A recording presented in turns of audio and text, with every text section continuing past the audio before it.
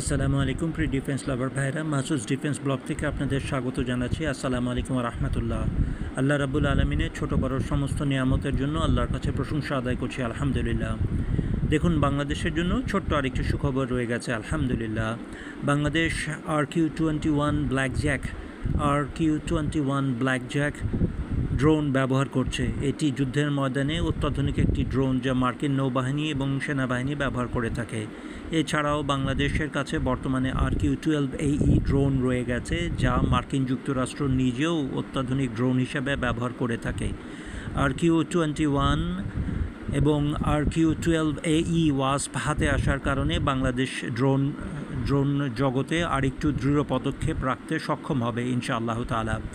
আমরা মাননীয় ডিজিডিপি এবং সামরিক বাহিনীর প্রধানের কাছে বলছি এবং নৌবাহিনীর প্রধানের কাছেও বিনীত অনুরোধ জানাচ্ছি, যাতে করে আমাদের বায়রাক্তার TB2 এর পাশাপাশি বাংলাদেশ নেভির জন্য TB3 বায়রাক্তার TB3 ক্রয় করা হয়। তাহলে আমাদের যুদ্ধ করার ক্ষমতা অনেকখানি বেড়ে যাবে।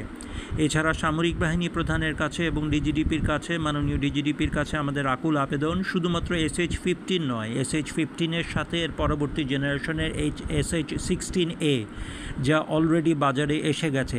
অলরেডি SH-16A এবং SR-5 যদি একত্রে কেনা হয়, SH-15, SH-16A এবং SR-5 প্রত্যেকেই 155 মিলিমিটারের হাউটজার শেল ব্যবহার করে। যদি একত্রে কেনা হয়, তাহলে বাংলাদেশের আর্টিলারি শিল্প অতুলনীয় হয়ে যাবে। আমাদের বিনীত অনুরোধ থাকবে, যাতে করে আমরা একত্রে SH-15, SH-16A এবং SR-5 একত্রে প্রত্যেকটি অন্তত 100টি করে কিনি। তাহলে হয়তো আগামী 15 বছরের জন্য আমাদের আর্টিলারি শিল্পের জন্য আর কিছু চিন্তা করতে হবে না ইনশাআল্লাহ তাআলা। এছাড়াও সামরিক বাহিনীর দক্ষতা অনেক গুণে বৃদ্ধি পাবে এবং এই SH-15 এবং SH-16A অথবা SR-5 তিনটি একত্রে আমরা বিদেশের মাটিতে শান্তিরক্ষী মিশনেও ব্যবহার করতে পারবো ইনশাআল্লাহ। কাজেই এটি আমাদের জন্য অনেক বড় একটি অ্যাডভান্টেজ হয়ে দাঁড়াবে। আশা রাখি মাননীয় ডিজিডিপি মহোদয় এবং সেনাবাহিনীর প্রধান ত্রয় ইনশাআল্লাহ তাআলা বাংলাদেশের কথা চিন্তা করে এই জিনিসগুলির কথা বিবেচনা করবেন।